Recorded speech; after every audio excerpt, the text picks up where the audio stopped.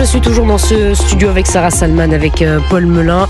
J'ai le plaisir de recevoir Jean-Pierre Denis, écrivain, journaliste et fondateur de la newsletter Théopolitique. Bonsoir, merci d'être avec nous. Bonsoir, c'est un plaisir. Eh bien, nous aussi, vous avez évidemment écouté avec beaucoup d'attention les mots de Léon XIV aujourd'hui, qui est retourné à la loggia de la basilique Saint-Pierre de Rome pour la première fois depuis son élection, première prière. Et pour la première fois, il a un peu donné la tonalité, enfin. Vous allez nous dire si c'est juste ou pas, puisqu'il s'est exprimé, il a parlé à la foule et il a lancé un vibrant appel à la paix partout dans le monde. On va peut-être le réécouter, s'il vous plaît. En vue d'un dramatique scénario de la Troisième Guerre mondiale, et comme le pape François, je demande aux grands de ce monde, en répétant l'appel toujours plus d'actualité, jamais plus de guerre. Mai più la guerra.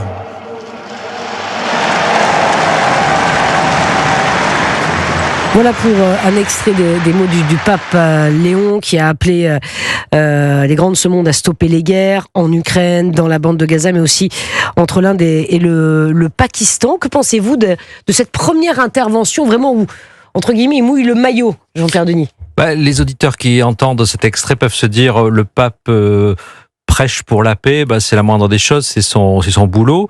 En réalité, on voit bien que dans l'actualité brûlante, c'est quand même de saison.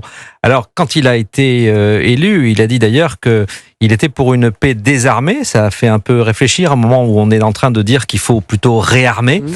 Alors, le Vatican, le langage des papes, c'est toujours un petit peu codé. Le pape actuel a fait référence en fait au pape François, qui parlait de cette troisième guerre en morceaux, troisième guerre mondiale. C'est une expression un peu bizarre, mais finalement, ce qu'on voit aujourd'hui au Proche-Orient, l'Ukraine et la Russie, un petit peu partout, on voit quand même qu'il y a quelque chose qui ressemble à ça. C'était très calculé qu'il fasse un lien avec le pape François. Absolument. Au-delà du fond, sur la forme, il l'a dit qu'il était dans la continuité. C'est une façon subtile de montrer qu'il est dans la continuité du pape François, en reprenant cette expression très particulière, et aussi qui s'inscrit dans une tradition plus longue.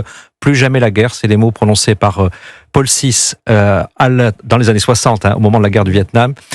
Alors, voilà, le pape, ça sert à rien, le discours d'un pape, ça sert à rien, et en même temps, ça sert à ça, ce qui est quand même assez intéressant, parce que il y a plus beaucoup de conscience universelle qui puisse parler un peu à tout le monde, rejoindre tout le monde, avec des mots quand même assez simples.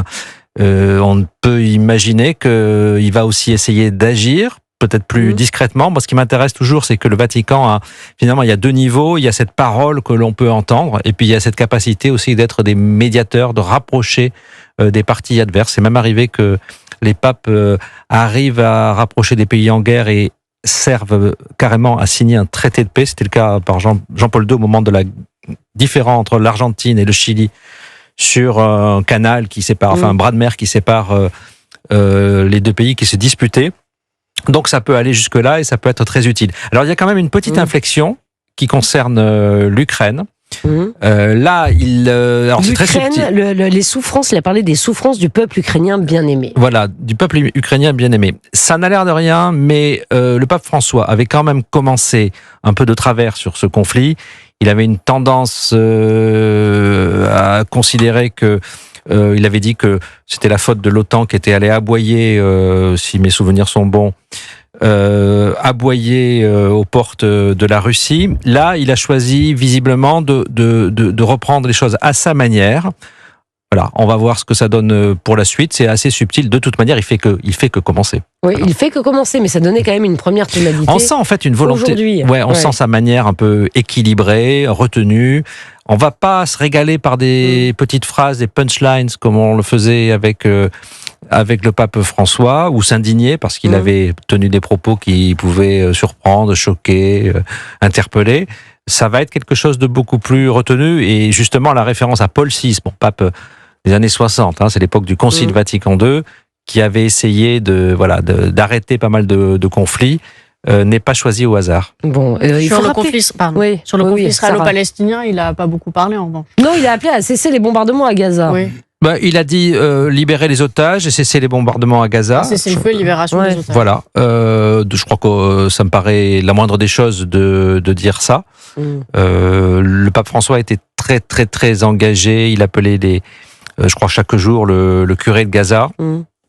Le Saint-Siège, à mon avis, va continuer à essayer de faire entendre une parole avec une vraie proximité avec les chrétiens palestiniens qui sont évidemment en difficulté, et en faisant attention que ça ne remette pas en cause le rapprochement entre les juifs et les chrétiens qui avait été opéré à l'époque de Jean-Paul II. Voilà. Par Jean-Paul II. Donc c'est pour ça, là aussi, on sent qu'il marche sur des œufs, et je pense que c'est une bonne chose d'avoir un pape qui fait un petit peu attention à ce que sa parole, alors qu'il commence son pontificat, reste crédible, audible. Combien y a-t-il de catholiques à Gaza? Je vous pose peut-être une colle. Alors vous me posez une colle, et puis dans ce chaos, mais enfin c'est très peu. Hein, surtout la communauté. Mais il y a aussi des catholiques en Israël. Oui, bien sûr, mais il y a les catholiques sont déjà une minorité dans un ensemble de minorités, parce qu'en fait, il y a une minorité de catholiques dans les chrétiens d'Orient qui sont eux-mêmes malheureusement une minorité de plus en plus en voie de disparition. C'est dramatique. D'ailleurs, on attend aussi beaucoup le discours du pape et son pontificat sur ce sujet des chrétiens d'Orient. On va parler avec vous, Pascal, des actes antichrétiens en France. Il y a aussi les actes antichrétiens partout dans le monde, y compris dans le monde arabo-musulman, avec parfois une violence terrifiante. Donc, espérons aussi, gageons que la diplomatie vaticane s'emploiera, je l'espère en tout cas, à solutionner ces problèmes-là. Oui, et c'est vrai que le pape François semblait parfois un petit peu gêné aux entournures sur ce sujet, vous avez raison. Sur la situation en Arménie, le conflit au Karabakh, il a été très en retrait.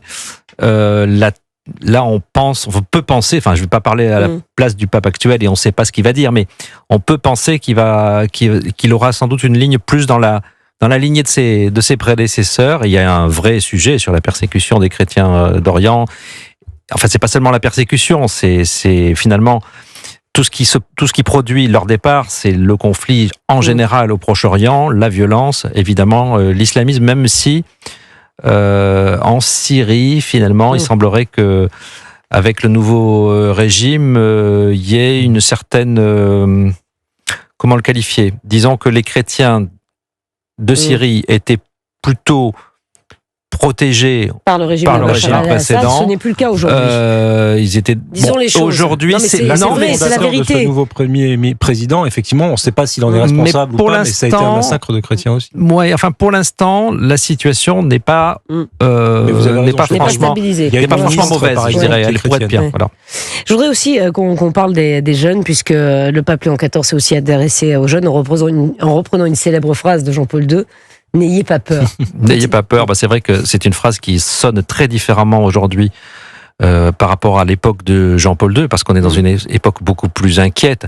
En fait, Jean-Paul II disait n'ayez pas peur, c'était ouvrez les portes au Christ. Hein, c'était vraiment n'ayez pas peur de devenir chrétien et de l'exprimer. C'est la moindre des choses qu'un pape dise ça, mais il l'a dit avec une force qui a marqué l'histoire. Là, aujourd'hui, il le dit dans un contexte où les jeunes vivent dans une société angoissée, angoissante. Bien sûr. Et moi, je pense que ça a un lien avec le regain des baptêmes qu'on voit depuis 2 ou 3 ans. Il y a en quête de sens, les jeunes sont en quête de sens. Il y a dans l'Église catholique quelque chose qui rassure, je dirais pas si c'est le bon terme, mais qui accueille et qui est stable, je pense, qui a son intérêt aujourd'hui dans un monde qui est devenu instable. C'est la porte peut-être à découvrir autre chose. Et je pense que ça joue dans la démarche de certains jeunes vers le baptême. Une chose encore, Jean-Pierre Denis, écrivain, journaliste et fondateur de la newsletter Théopolitique sur Europe 1, le Saint-Siège a dévoilé aussi le blason du pape. C'est vrai que toute la cérémonie de la semaine prochaine d'intronisation, je fais un parallèle avec ce qui peut se passer un peu avec les têtes couronnées. Il y a toute une cérémonie et là nous avons un blason. L'investiture du président de la République, Pascal. Oui, mais non, mais parce que vous n'avez pas la remise de l'anneau. Vous n'avez pas, ça ressemble plutôt à une dimension plus sacrée. Une dimension plus sacrée, exactement. Le Saint-Siège a donc un blason pontifical. Un blason, alors c'est un lys blanc avec un cœur transpercé, un livre. Vous pouvez nous expliquer ces symboles, Jean-Pierre Denis? Vous avez raison, si on veut du bon spectacle, il faut aller en Angleterre pour le couronnement d'un roi ou d'une reine. Excusez-moi, ce que je dis a beaucoup de sens. Bien sûr que c'est vrai. Mais parce que c'est une monarchie élective aussi. Exactement. Le Saint-Siège, le Vatican, voilà, le pape est élu, mais il est un souverain pontife. Exactement. Alors, le blason, c'est quelque chose qui peut sembler un petit peu désuet, mais c'est toujours intéressant parce qu'il y a toujours un message subtil, subliminal par l'image. D'ailleurs, l'Église, elle a toujours l'Église catholique, elle a toujours parlé par l'image. Donc c'est quelque chose qui s'inscrit dans cette tradition. Alors le lys, c'est pas un symbole royaliste, même si on a parlé d'une monarchie électrique. En tout cas, en l'occurrence, c'est pas comme ça que c'est pensé. C'est un symbole de pureté qui renvoie, en fait, si vous allez dans un musée, que vous voyez un tableau avec une annonciation, donc le moment où un ange dit à Marie qu'elle va être enceinte, il y a généralement des fleurs de lys dans un vase qui sont posées à côté, c'est un symbole de pureté. Puis après, il y a la spécificité de ce pape qui est le cœur transpercé. Posé sur un livre. Oui. Alors là non plus, c'est pas un symbole vendéen, comme on pourrait le voir en France, hein. C'est une autre histoire. C'est l'histoire de l'ordre de Saint-Augustin, en fait. Et c'est la conversion de Saint-Augustin par l'écriture, la Bible.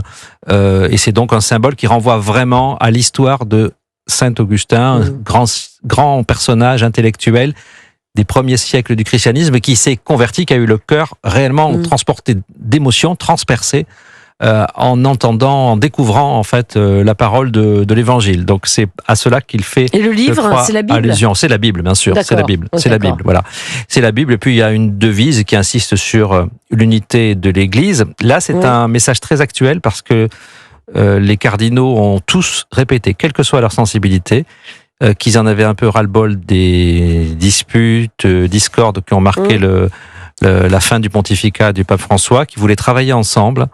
Et l'Église catholique parle beaucoup d'unité, elle en a besoin. Et c'est pas facile parce qu'en fait, au-delà des querelles idéologiques, il y a quand même des gens de toute culture. Et quand vous êtes un cardinal qui arrive de Papouasie-Nouvelle-Guinée, vous n'avez pas les mêmes préoccupations qu'un cardinal qui arrive de Washington. Non, bien sûr. Et il faut mettre tout ce monde d'accord. Écoutez, demain, Léon XIV tiendra une première audience à la presse au monde entier. Ça, c'est un rituel. Il n'abordera pas les mêmes thèmes. Un rituel, je sais pas. Franchement, je me posais justement la question. Le pape François était très spontané. Donc, il parlait avec une liberté de ton qui a fait la marque de son pontificat, en particulier dans les voyages, dans les avions. Dans les avions, c'était là aussi que le pape Benoît XVI faisait parfois quelques gaffes qui lui ont été reprochées. Moi, je suis pour que les papes arrêtent de parler dans les avions parce qu'ils sont en général trop fatigués par leur voyage. Là, on va voir quelque chose qui va être de l'ordre de la prise de contact. Mais il y a eu 5000 journalistes présents à cet événement, à cette élection, à son apparition au balcon. Donc, ils ne seront pas 5000 dans la petite salle de presse du Vatican, du Saint-Siège. Mais c'est vrai qu'on attend quand même qu'il fende un peu l'armure. Voilà, c'est ça. C'est un homme très réservé, on le voit. Il a une espèce il est à la fois à l'aise dans sa fonction. Il a pris le poste, si je puis dire, très rapidement. La tenue de pape, il la porte naturellement. Mais en même temps, on sent que c'est un caractère assez réservé. Et donc là, la rencontre avec les journalistes va permettre un contact direct, parce que jusqu'à présent, on le voit apparaître à la loggia de la place Saint-Pierre ou parler à ses petits camarades qui l'ont élu. Là, on va être vraiment dans le vif du sujet. Bon, merci infiniment Jean-Pierre Denis, merci d'avoir été avec nous en direct sur Europe 1. Dans un instant, on va aborder plusieurs sujets. D'abord, ce curé qui a été agressé par 4 jeunes qui l'ont bousculé, insulté, qui ont menacé d'incendier son église gratuitement. Je précise gratuitement. Il y a des affaires similaires qui s'accumulent. Le 18 avril, vous vous souvenez, pendant le week-end pascal, il y avait 2 prêtres qui avaient été agressés dans leurs églises en Normandie, dans les Bouches-du-Rhône. Le 17 mars, un prêtre de 96 ans qui avait été séquestré et tabassé par 2 cambrioleurs dans son église de Cambrai dans le Nord. Là aussi, les actes antichrétiens se multiplient. On va en parler dans un tout petit instant, puis on reviendra aussi sur la sortie de Thierry Ardisson. Sarah Salman, vous êtes à fond dessus. Et hier soir, dans quelle époque? Il s'est excusé, mais on a des choses à dire. À tout de suite sur Europe 1.